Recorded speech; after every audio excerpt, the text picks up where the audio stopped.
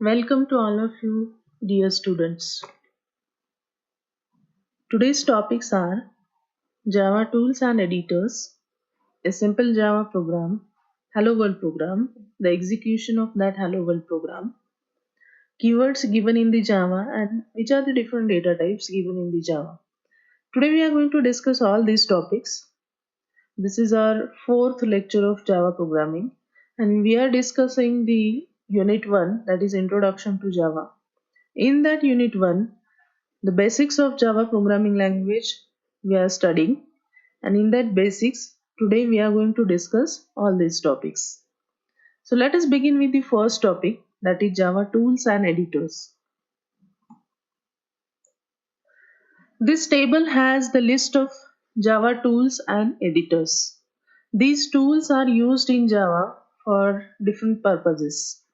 So very first tool is the Javac.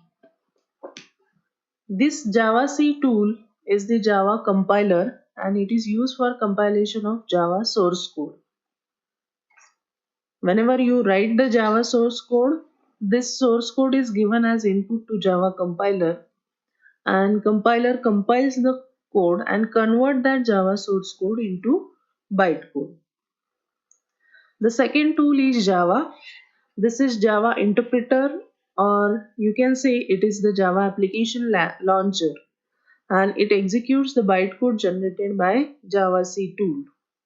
So these two are you are going to use very frequently for every program. The compilation is done using Javac tool and interpretation is done using Java tool. So you are going to use this for every program. The third one is Javadoc.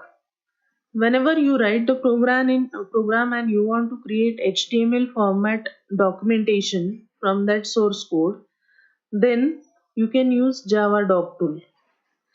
So it's like the giving comments in the source code, and those comments are automatically converted into HTML format documentation. For that you can make use of this Javadoc tool. It creates HTML format documentation from the source code files. You are going to add the Javadoc comments in source code file. Those comments are converted into HTML format documentation. So for generation of that documentation, this Javadoc tool is used. Next one is JDB. JDB stands for Java Debugger. Whenever you want to find the errors in the program, you can make use of this Java Debugger tool. All these tools are used on the command prompt. On Windows, we are going to see the demo of Java Hello World program. So whenever we see that demo, in that you'll get how to execute the Java program. We are going to use the command prompt for compilation and execution of Java program. So all these tools can be used on that command prompt. You can give that tool name on the command prompt and pass the parameters, and you'll get the execution of that tool, or you can use that tool with its purpose. Then Java P, after JDB there is Java P, that is Java disassembler. Whenever you want to list out the methods and class members, you can use this Java P. So if you have a class and then there is a huge list of methods and class members, you want to list out those methods, you want to list out the class members, then you can make use of this Java P tool. Next one is Java H. If you want to generate the header files, if you are combining the Java programs with C and C++ programs, then your C and C++ programs need header files, .h files. So for generation of those header files, you can make use of this Java H tool. Then next one is JAR, Java Archive Manager. This is used whenever you want to combine and compress multiple files and directories into one.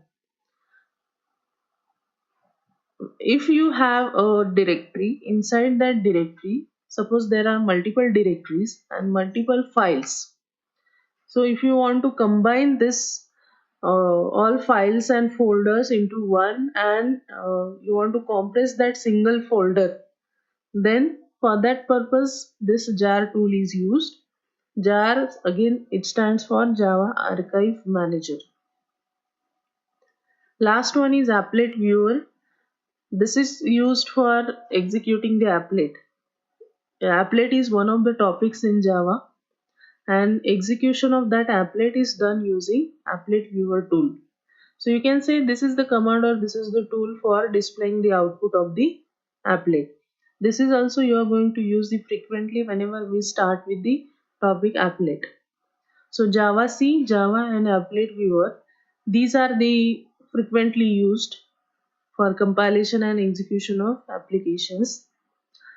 Javac, it is used for compilation, Java for interpretation. So first you are going to use Javac and then Java. And applet viewer is specially used for execution of applet.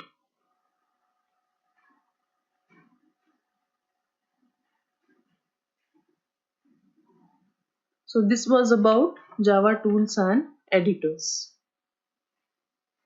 Now, what is the syntax of Javac and what is the syntax of Java and applet viewer? That we'll see at the time of program execution.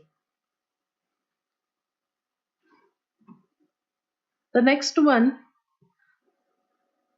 your favorite one, simple hello world Java program.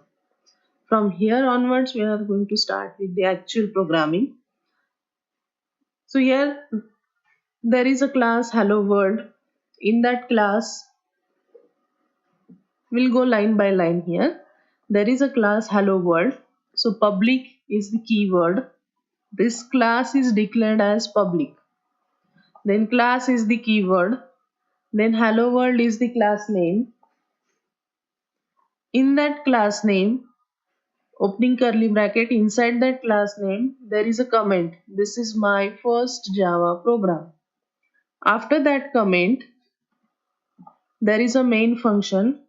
See the syntax of main function. This is written in this way only in Java. See the syntax, public static void main, and inside main there is a parameter. What is the parameter? String args. Public static void main, inside bracket there is a argument. What is that argument? String args. This is the parameterized uh, this is the array which stores the parameters which are given at runtime. Currently this is empty. We are not giving any value at the runtime or at the command prompt. Whenever you give the arguments through command line, then those command line arguments are stored into this array args. But currently we are not giving any command line value, so this array will have null value. And here this is not the syntactical error. Kindly note that this is not the syntactical error, declaration of the array. In Java you can declare array like this: string, then opening closing bracket, and then args, and public static void main. This is the syntax of main function. In Java, whenever you write the main function, before that you have to give the void as a return type. That means there is no value returned from the main.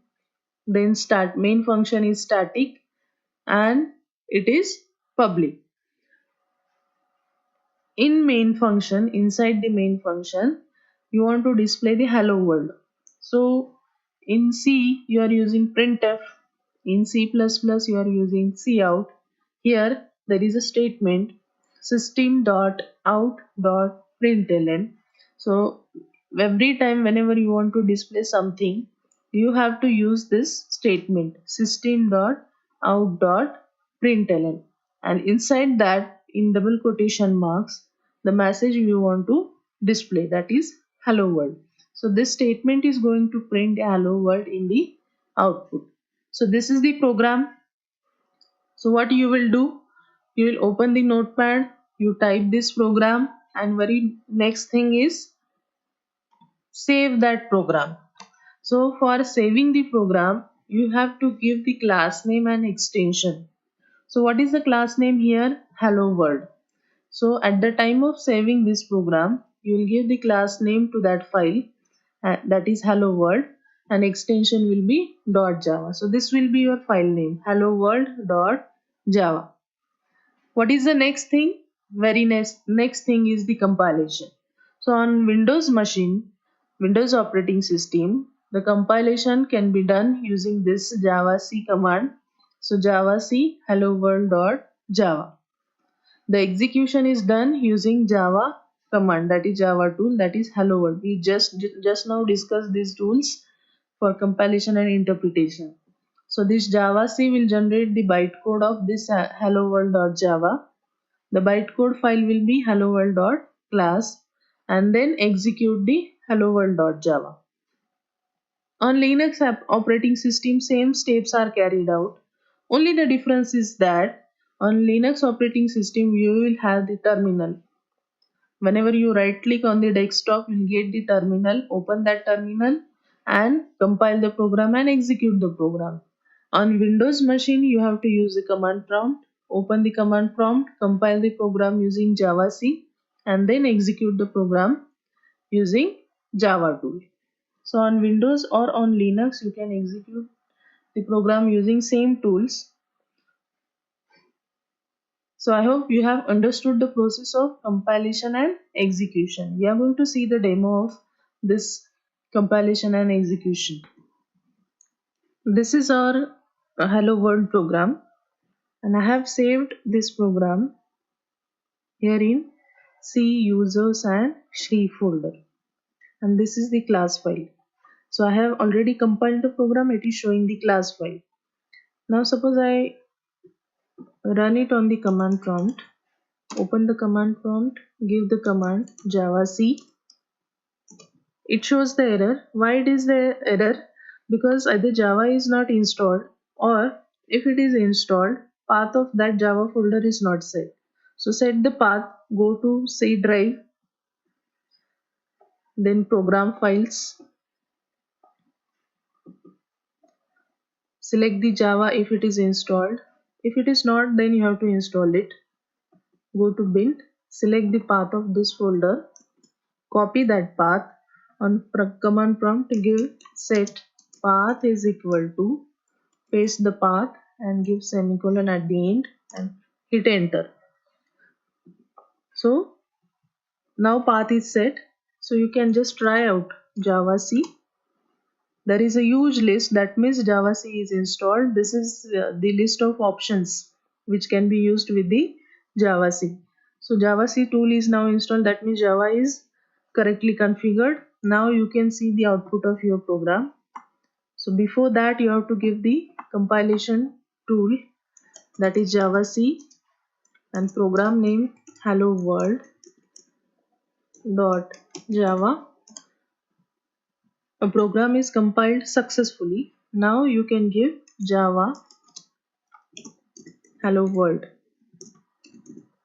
So this Java will interpret the program and we get the output, that is hello world.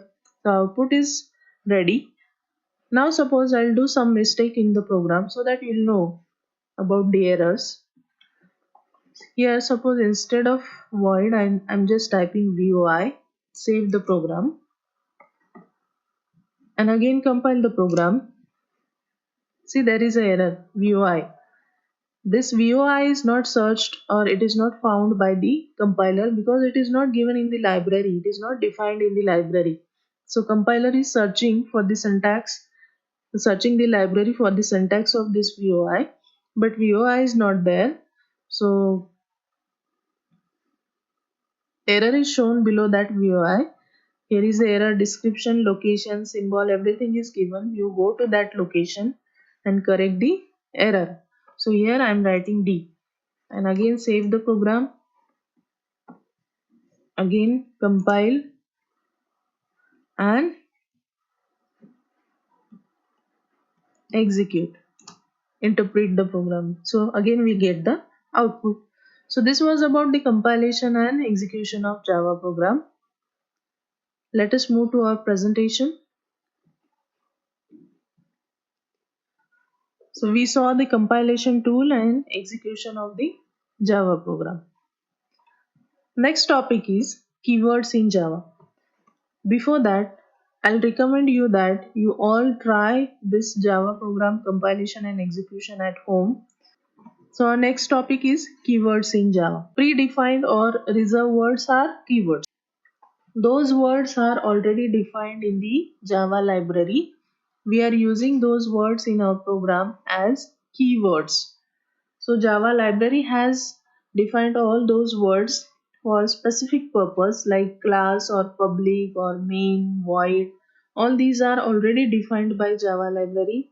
We cannot use for giving the names of identifiers in our program. We cannot use those words.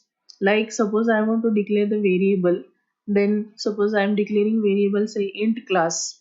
We cannot give the name like this. Why? Because class is the keyword, and if you are giving that name to the variable, then that will be invalid. Compiler will generate the error. So whenever you want to give names to the identifiers, you cannot use keywords for giving the names to the identifiers, because keywords are used for specific purpose and those are already defined in Java library, so you cannot redefine those in your program. There are various types of keywords and those are always in lowercase. Compiler will search the keyword, and whenever compiler will search the keyword at the time of compilation, then if compiler found any keyword which is already there in the library and you have used that keyword for giving the name of some method or any class or variable, then compiler will generate the error. And those keywords are all in always lowercase. In addition to keywords, there are three reserved words. What are the reserved words? True, false, and null. So there are keywords, and along with those keywords, these three special words are used in Java. What are those special reserved words? True, false, and null. So we are going to see the list of keywords.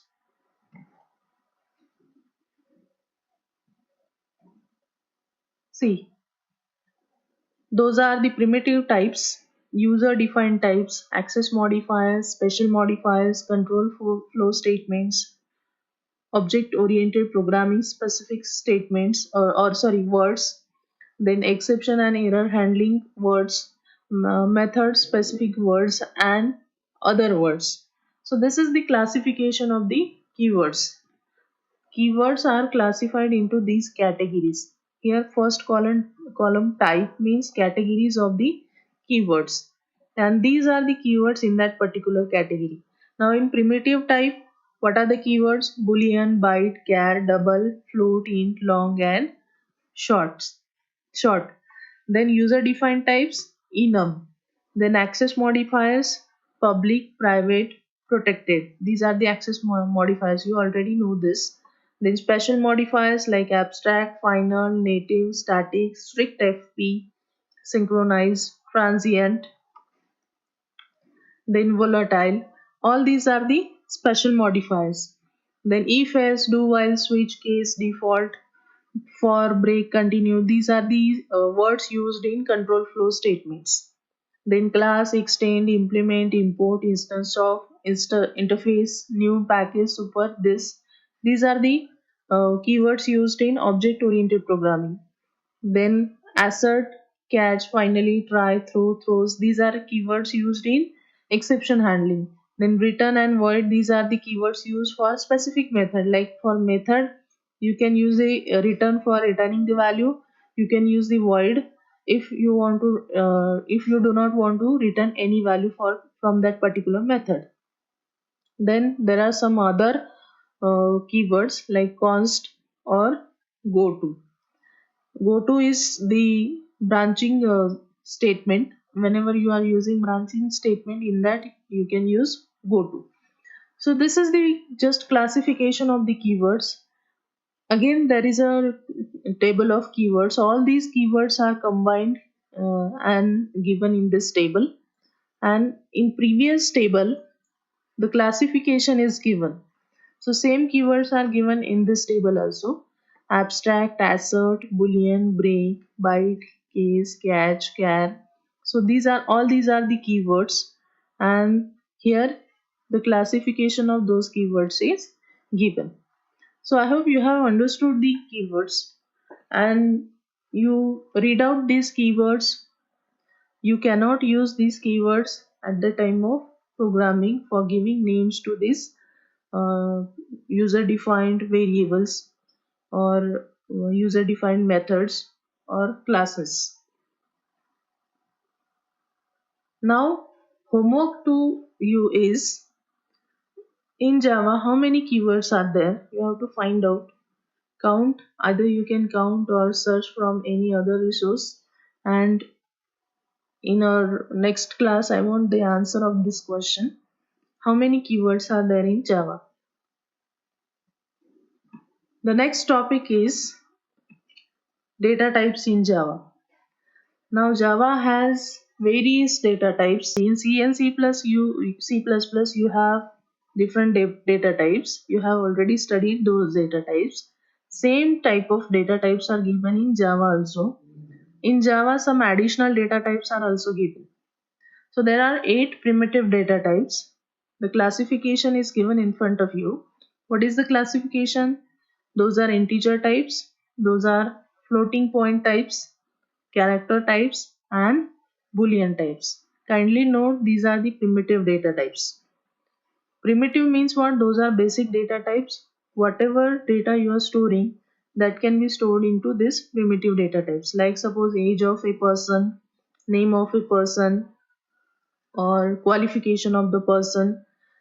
These values can be stored into these primitive data types. Or you want to store the true or false value, that can be stored into boolean type. So integer stores the whole numbers, floating point stores the floating point values, that is values having decimal point. Then character type stores the character values, and boolean type stores the boolean values, that means true and false values. Now character type represents a single 16-bit Unicode character. Whenever you declare data type as char, whenever you store a value into that char, that is a single 16-bit Unicode character. So you know what is the floating point? Floating point means values are stored into decimal point format, and integer means whole numbers are stored. So we are going to see all this whenever we'll see the programming. In that programming, if we declare the variables, then that variable must have some data type, because the value which we are passing or storing into that variable, that must be of particular type. So that type will be decided according to the value which is stored into that variable. So we are going to give that type as a data type to that variable.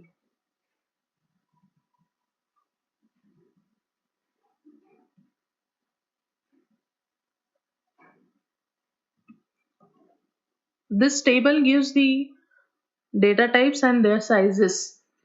So very first one is the byte data type, and its size is 1 byte. Short has size 2 bytes, int has size 4 bytes, long has size 8 bytes. So if you carefully observe the table, those values are going in ascending order. Size values are going in ascending order. That is 1, 2, 4 and 1, 2, 4 and 8. Here byte requires 1 byte. That means if you declare any variable of type byte, it requires how much memory? 1 byte. Short requires how much memory? 2 bytes. Int requires memory 4 bytes. Long requires memory 8 bytes. Float requires 4 bytes. Here double requires 8 bytes. Boolean requires 1 bit, and char requires 2 bytes. So size means what? How much memory is required for that particular data type. So that value is given into this size column. And description means what? Here In description, range is given. That means if you are using byte data type, so byte stores the whole numbers from -128 to 127 range. If you have short data type variable, then it is going to, that variable is going to store the whole numbers from -32,768 to +32,767. Similarly, integer long has a very big range that is given here. Then float stores the fractional numbers, and double stores the fractional numbers. Then boolean stores the true or false values, and char stores the single character or a letter or ASCII values. So this was about the data types sizes. Now these are the default initial values of the data type. For example, here char has some initial value that is given in front of you. See here, /u and 4 times 0. What does this means? This is the null value stored into the char, and this null is denoted by this way, /u 4 times 0. It is denoted in Unicode, hence it is like this. Char stores the values in Unicode, hence see here it is mentioned. It represents a single 16-bit Unicode character. So char represents a single 16-bit Unicode character. So here this is Unicode null value. Hence it is given in this format.